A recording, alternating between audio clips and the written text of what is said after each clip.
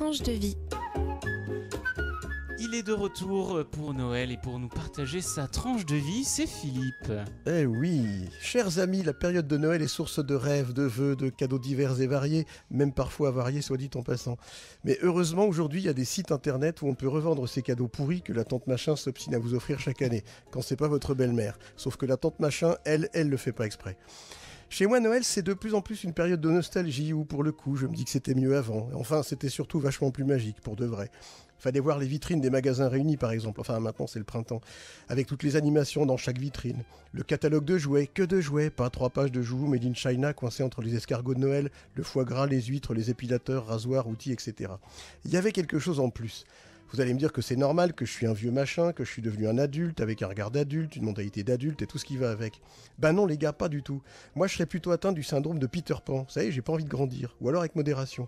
D'ailleurs ceux qui me connaissent le savent, franchement 1m63 c'est pas gigantesque. Bon, ceci dit, je m'adapte quand même pour tenir ma place dans ma catégorie d'âge. Et il y a quand même des trucs chouettes, genre conduire une voiture pour de vrai, vroom, des motos pour de vrai, vroom vroom, à condition qu'elles soient d'après 1997 quand même. Jouer au papa et à la maman pour de vrai, travailler, payer des impôts, voter, seules choses à nos âges qui nous permettent encore de croire au Père Noël sans être pris pour des cons, quoique.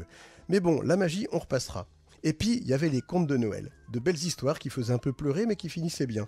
Il y avait celle des 3 esprits de Noël de Dickens. L'histoire d'Ebenezer Scrooge, déjà, rien que le nom, ça posait l'homme. Un commerçant londonien riche et avare, comme il se doit. Scrooge, ça fait comme les bruits des doigts qui raclent l'argent pour se le mettre dans les fouilles, vous trouvez pas? Le genre de bruit qui fait mal aux dents.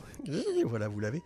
Son associé, Marley, était mort et il restait avec lui un employé, Cratchit, un pauvre homme, mal payé au point qu'il ne pouvait financer les soins pour son enfant malade, d'autant qu'à l'époque, il n'y avait pas la sécu. Vous voyez le scénario? Disney en a d'ailleurs fait une célèbre adaptation avec Picsou en Scrooge et Mickey en Cratchit, vous imaginez un peu. Donc Ebenezer ne supporte pas Noël, vu qu'il faut faire des cadeaux et tout ça, il fait un peu la gueule du coup. Bah ouais, alors que quand même il n'a ni belle-mère ni tante machin pour lui faire des cadeaux avariés, alors franchement... Alors bref, au cours de la nuit précédant Noël, l'esprit de Marley lui apparaît, suivi d'autres fantômes, et lui montre des trucs pas gais du tout, dont Cratchit avec son enfant malade et rien à becter. Je vous parle pas de l'absence de sapin, de chauffage, de cadeaux et tutti quanti. Un vrai conte de Noël, quoi.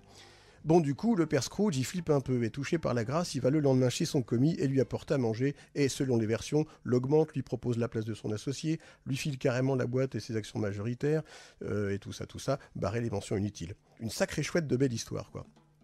Mais vous me direz ce que vous voudrez, vous m'empêcherez pas de me dire qu'à mon âge, je sais bien que dans la vraie vie, le Mickey, il se ferait lourder comme un malpropre avec tous ses collègues, que la boîte délocaliserait sa production et que ses patrons bénéficieraient probablement du CICE, d'aides et exonérations diverses et avariées pour le coup.